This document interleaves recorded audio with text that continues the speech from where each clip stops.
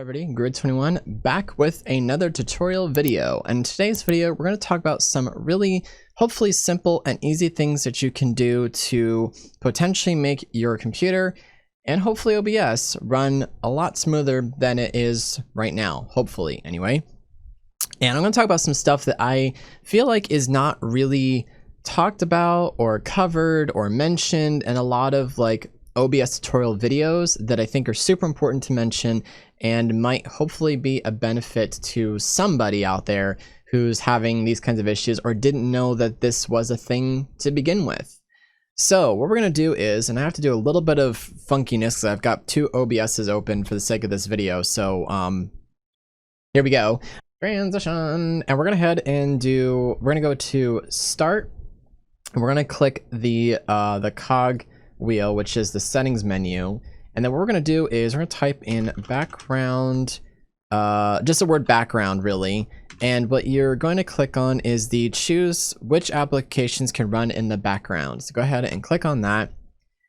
And if you've never been in this menu, this basically determines and tells Windows what applications are okay or not okay to keep running, even if you don't have them open, which is absolutely ridiculous. So you can probably switch off a majority of the things that are in this sub menu. However, there's a couple things that you do want to leave enabled. One of them is the Windows security, self-explanatory. If you play a lot of games that are from the Microsoft Windows Store, you will need to leave the companion app open. Obviously, if you have Xbox friends, the Xbox accessories, the Xbox game bar, if you use that as well. Games such as Sea of Thieves need to actually be left to running in the background, because if you go to tab out, I believe it closes and or crashes the application. Not sure why, but you will need to leave that on. If you have obviously the settings menu, please leave it running, because you will need to, it does need to run for it to do Windows things, whatever that happens to be, because it's Windows.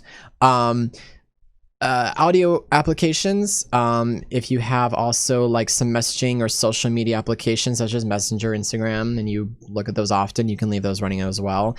And any LED applications such as, in my case, Asus Armory Crate, you can leave all those running as well. But anything else, calendar, camera, Connect, whatever the frick that is, you don't need to have those on. They can be completely switched off and you should be fine. And I can tell you they'll be fine because I haven't had any issues myself.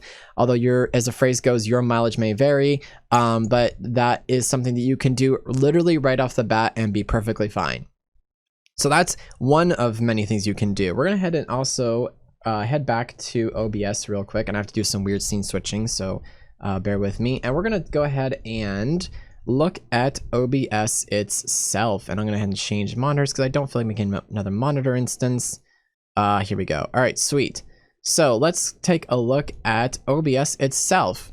Now, as I said, I have a second instance of OBS running, so some of the functionalities that I would normally have out of my normal OBS setup are not going to work for this particular video, so just bear with me and just believe what I say that is true, and it works just fine, okay? All right, here we go. So very first thing you can look at, let's head over to the settings menu. And let's go look at the video tab.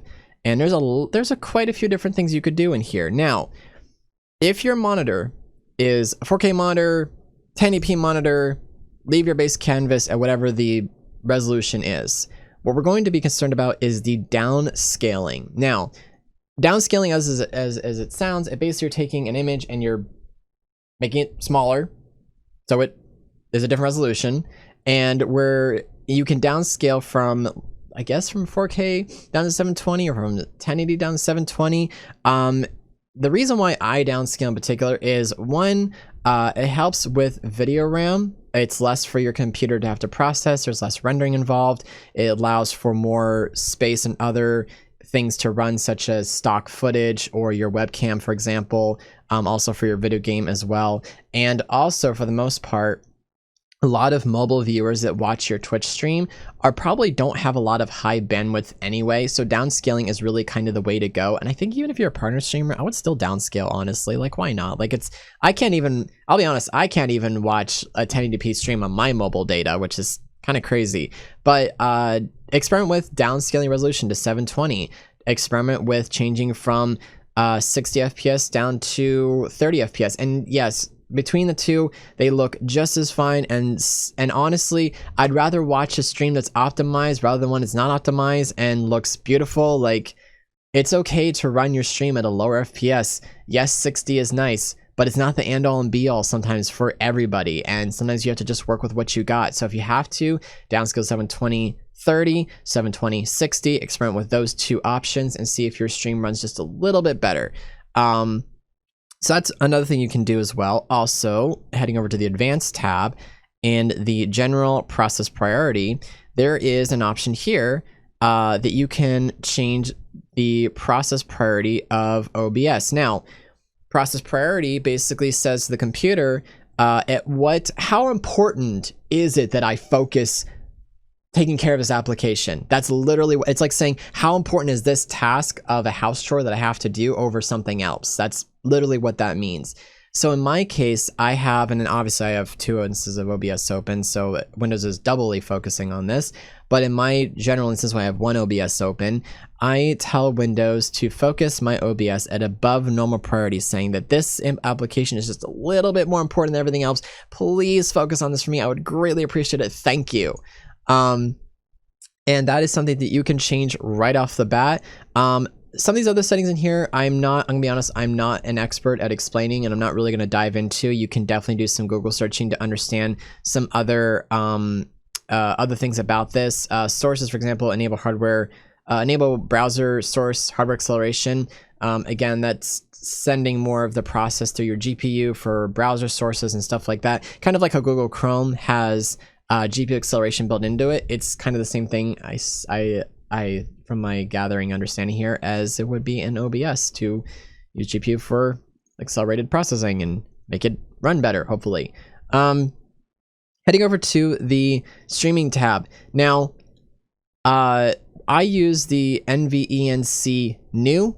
I am not going to try to explain that. There's a really good video by EposVox where he explains the old NVENC versus new NVENC. Go check it out. So tell him I sent you, by the way, because I really love his footage. He makes some top tier stuff right there. Experiment with bitrate. Now, bitrate generally is determined by your personal upload speed. So if you have a god tier internet and you can just manage to do 6,000 kilobits per second, you can try it, but it's not going to work well if you're not partnered, because you won't always have encoder settings. In my case, because I'm only an affiliate, I do 4,900 kilobits per second, which is half of my internet speed, and also runs really, really well for people who watch your stream on mobile. So that's something you can do. Maybe perhaps experiment with bitrate, but bitrate may not always determine how well OBS runs. It's more dependent on what your internet is, and you should always try to make sure that you're uploading at least just below your upload speed for your home internet or office internet, depending where you're streaming from. There are some other settings in here that you can adjust. Again, I don't feel like I am the most qualified to explain those settings, but you can definitely experiment with them and or do some more Google searching, which I would definitely encourage you to do, because I said I'm not an expert on that. And I think that's it for the under the hood side for OBS. Now we're going to talk about some other things inside OBS that you can do that I've done recently. And I have to tell a bit of a story to explain. So I stream Valorant on my channel, which is twitch.tv/Growth21. Come check me out. And I was having an issue with OBS crashing in the encoder side, and I was racking my brain over it. Finally figured out what it is. If you have a lot of stock footage, and I mean like B-roll stuff, like in my case I have a little kind of show this off here. I have a bit of a circuit board video that plays obviously my oh wait, no, I meant to do a fade there. I have a circuit board video that originally played in 1080p. What I found was happening was that my video card quite literally was running out of video RAM space, and that's with Valorant and with OBS running and whatever applications else I had running in the background. It literally was running out of VRAM.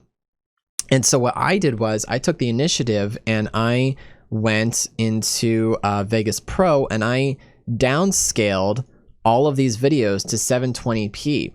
And after doing some experimentation, I found that having downscaled videos at that resolution made OBS run, I'm not even joking, quite a lot better. And I have had almost basically 0 crashes out of OBS since downscaling because my video RAM was getting filled up. A lot of AAA title games are just using so much more VRAM, and because of that, unless you have a card that's got 8 GB or above, you're going to run into some problems, and you may have already ran into some of these problems, and this is what I did to fix that. Now, if you don't have stock footage, but you do have images that run, something else you can do is tell OBS to unload image when not showing.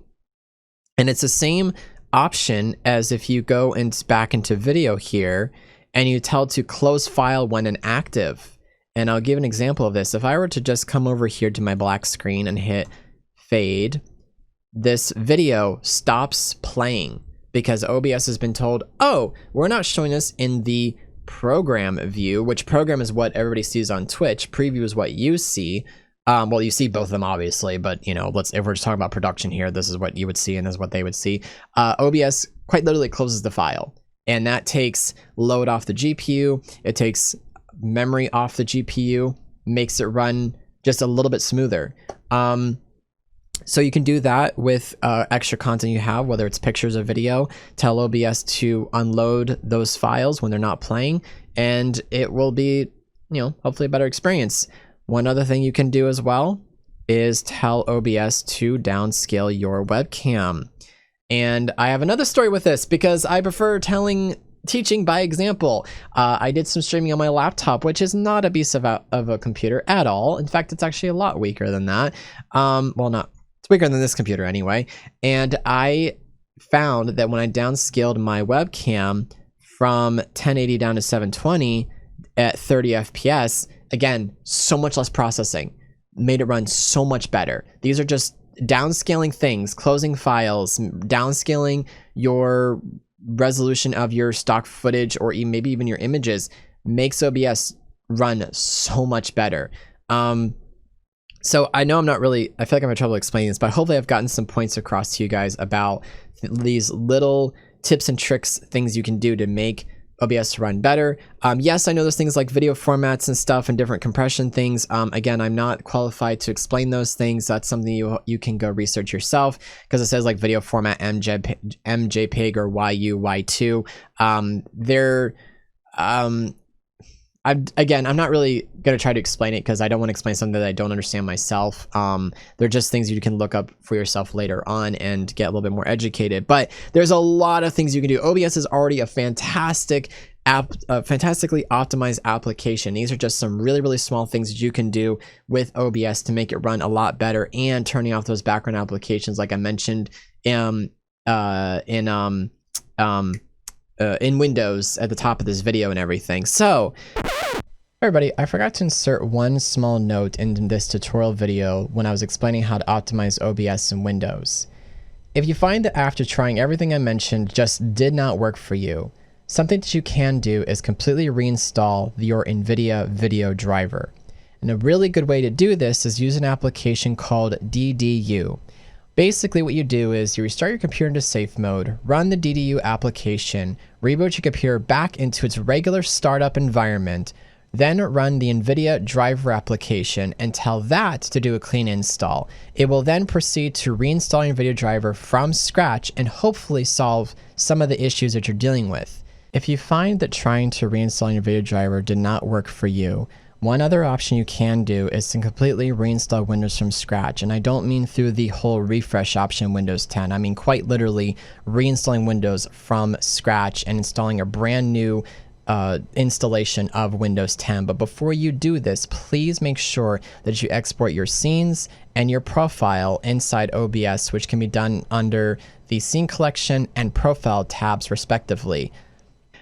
I hope this video was helpful. If it was, please drop a comment section or comment down in the comment section, dear Lord. Or you know what, better yet, I like talking to people who watch my videos. Come over to my Twitch stream at twitch.tv/grid21. I stream Tuesday through Saturday at starting around like 4:30 p.m. or sometimes a little bit later depending on my day. I'd really love to get to know you and help you out because I think it's easier to explain things in voice versus, you know, on a stream than it is in a comment, because it's a very stuff just gets technical. Like, it's a computer, right? Like, it's really complicated, and it can get really frustrating, and I completely understand your feels. So please just come over and talk, and let's figure it out together, and hopefully make your life a little bit easier and stuff. And if you like this video, please consider subscribing and check out some of my other videos on my channel.